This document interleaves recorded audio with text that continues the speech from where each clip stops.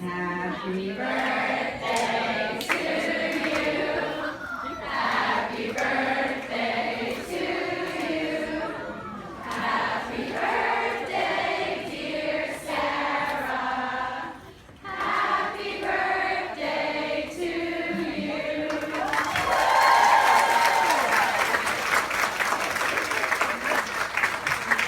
Oh my gosh, this is so exciting. And here comes Jen and Jenny.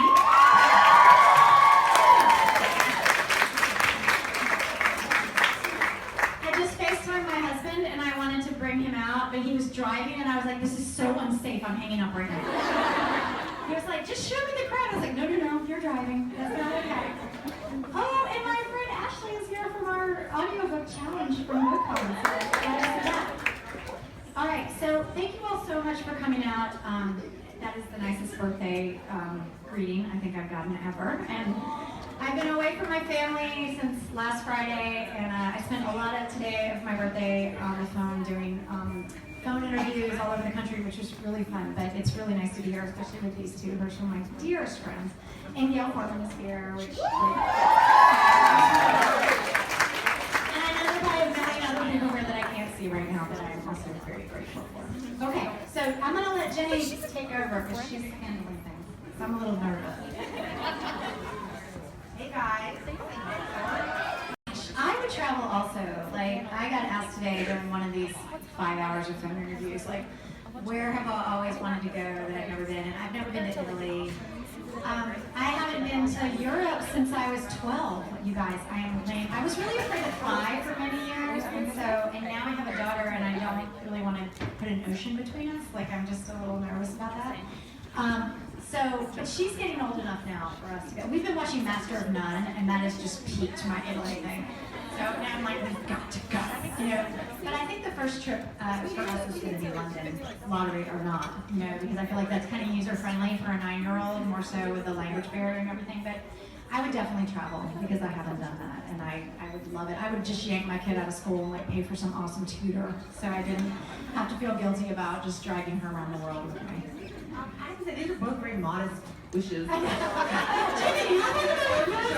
Jenny's would be like all proud of the upside and the downside. Like, Teddy was very impulsive and he did all the fun stuff. Like, he bought all the electronics and he bought a car and but then it was like, I want to do more. You know, I don't want it to just be about, you know, and I'm just going to hijack my own thing. I've been curious, like, how much research did you do on lottery winners? Did you have to do a fair amount of research on how people turned out? Okay. So now we're going to move into the wedding portion. Oh boy. Both of you, in a few words, please describe your ideal bachelorette night. Well, you know, my wedding anniversary is June 10th, so I sort of, my birthday is today, and then my wedding anniversary is 4 days later, so we've always like, we don't ever celebrate our anniversary because it's right after my birthday. But gosh, you know, I had a really good bachelorette, I have to say, for my actual wedding back in 2000. My good girlfriends from high school, and then some girls that I had made friends with since high school, and we just went out and had a big dinner and went to a bar and danced. And we had this big joke that I had all these, I'm trying to remember because it was 17 years ago, but I believe it was that I had these like lays around my neck, or maybe it was bracelets. And so at the bar, like, the dare was that I had to give these bracelets away to different boys or men and get my picture taken with them. Like, it was nothing untoward. Or no? No, I think it was like a kiss on the cheek, you know, but it was like, I'm here on my bachelorette. I had the little, like, tiara on, and, you know, and I had to go take pictures. So I have somewhere, probably hidden away from my daughter, this whole album of Polaroids of me kissing various people on the cheek that are not my husband, you know, right before. But it was really, really fun, I have to say. It was sweet. And I've been part of planning many bachelorette, you know, that were a little bit more racy than that. But I have to say, just being with my friends and laughing and having a really good time. I don't think I could do better than, unless you guys were there. That would be all. What about you, Jen? That's really not a bachelorette. That's like a little writer's weekend away in the woods. What about you, Jenny? Oh. Come on, like, you know it'd be fabulous. Like, Rihanna would be at Jenny's bachelorette party. what would be the dream? mine, I guess, would be like, maybe like Paris. Right. You know? Raleigh, North Carolina, right Maybe here. the suite at the new Ritz, you know, it's like renovating and stuff, and Of course. it'd just be like photo shoots of us in our pajamas, eating cake. I want to be invited to this bachelorette when it happens, by the way. Okay, so then here's the next logical question. Jen, who would you pick to be your bridesmaids?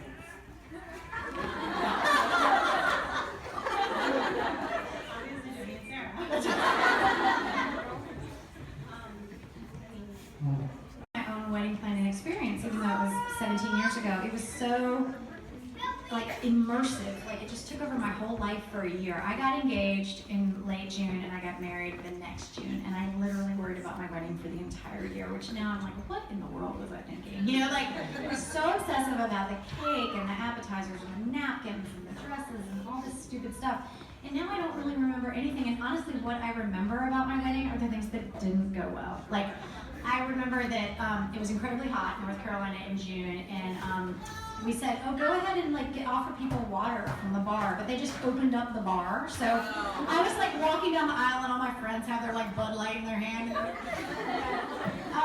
But that's the kind of stuff. There were people at my wedding that I did not invite that other people invited. Like it was just a party where you could invite just random people. So I'm like, why is he here? You know, like that's the kind of stuff I remember. Incredibly rude. Incredibly rude.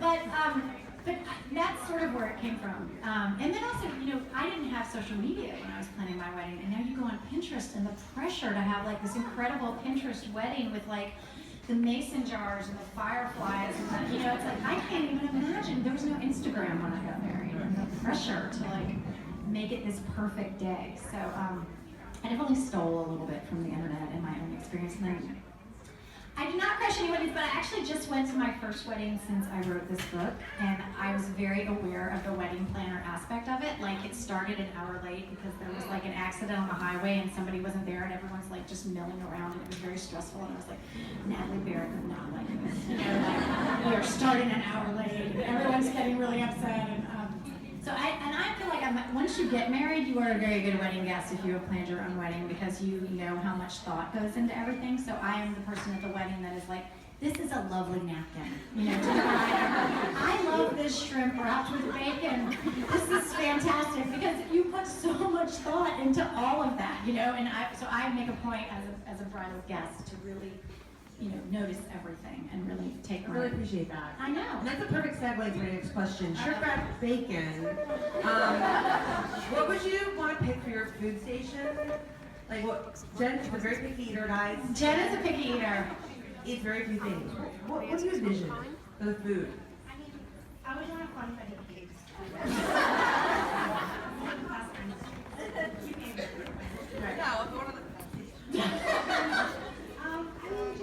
like the standards, yeah, sure. Yeah. Oh, you know that Jenny planned my wedding Christmas. Yeah, this is true. Jenny would be a great wedding planner, actually. Yeah, I would definitely want to do. I think I would envision to do like Korean food meets Southern. You know, so there'd be like kalbi, so it's like Korean like barbecue, but then we'd have, you know, corn on the cob, and you know what I mean, like potato salad and that kind of thing. Definitely late night next to the bar. You know, because the crowd pleaser. Yes. A Sunday bar as well. Yes. And you, Sarah? Well, again, I will say at my wedding, I had North Carolina barbecue, which all of my northern relatives thought that we were having a barbecue because they didn't understand the difference between barbecue and a barbecue. So they were like, oh, we're having hot dogs and hamburgers. And I was like, no, it's North Carolina, it's pulled pork, it's fried chicken. You know, and they loved it. They were like, what are these weird little mini cornbreads? I was like, those are hush puppies. You know? So my northern relatives loved it, but I love that because it just really, like our rehearsal dinner was very fancy because my mother-in-law looks fancy. I love her. But she wanted, so it was the Carolina Inn, you know the Carolina Inn. It was, and for a very long time, it was the fanciest, the only fancy hotel In Chapel Hill. of Chapel Hill. So it was very fancy. It was like you got your invitation and it said, do you want chicken or beef? And you know, it was very, and we all had to dress up. And then my wedding was more like, get yourself a paper plate and have some barbecue and, you know, listen to this awesome band that I spent basically all my money on. So it was the best of both worlds, I thought. And then, what was the first song that you guys danced to then? Our first song was At Last, because we had started started dating in high school and then broke up and got back together, but we had been together since like 1989. And nobody thought we were actually going to get married because we'd been together for so long. So that was our first one. I know.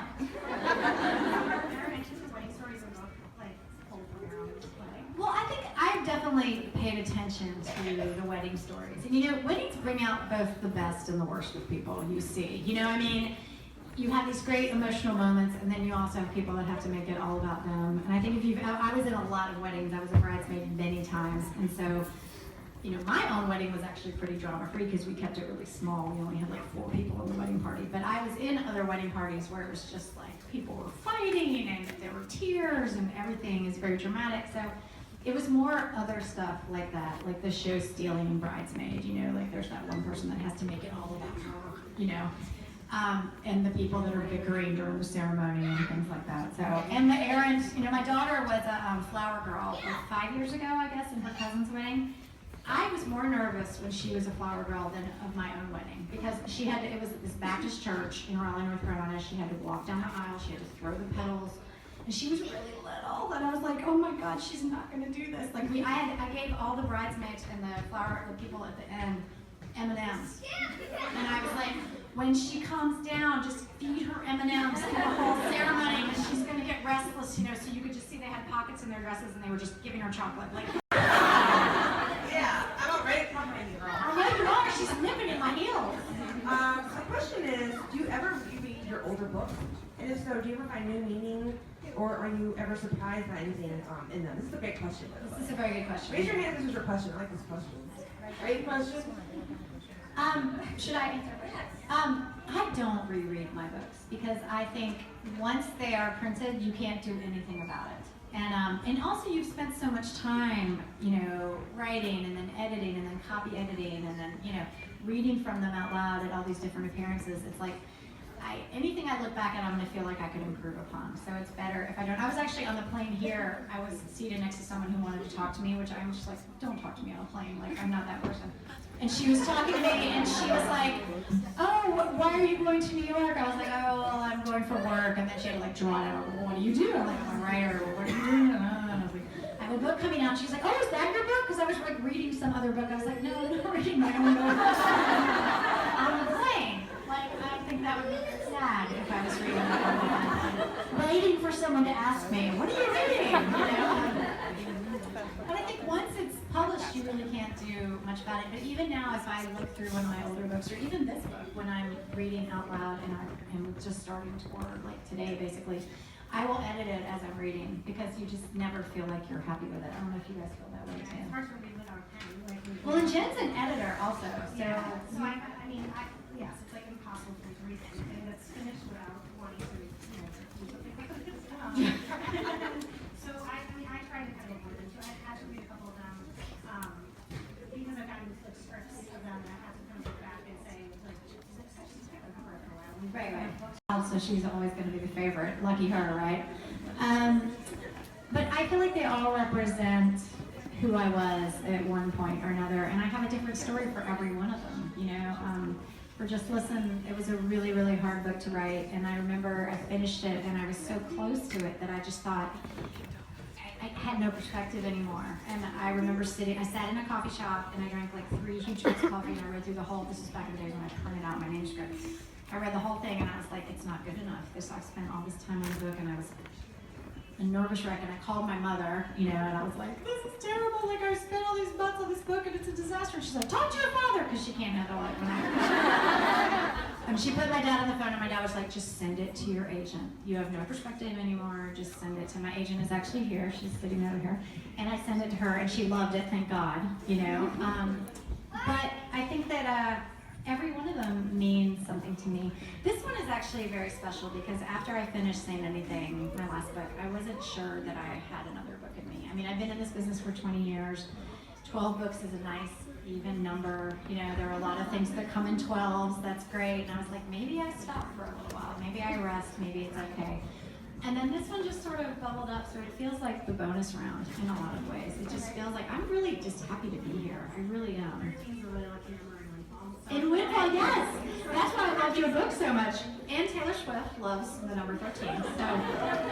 So I just feel like I'm really happy know, people come out and, you know, we're so lucky to do what we do. And I feel like I've been here for a long time. I've watched the whole market change so much since 1996 when that summer came out. So every one of them is just great, I have to say.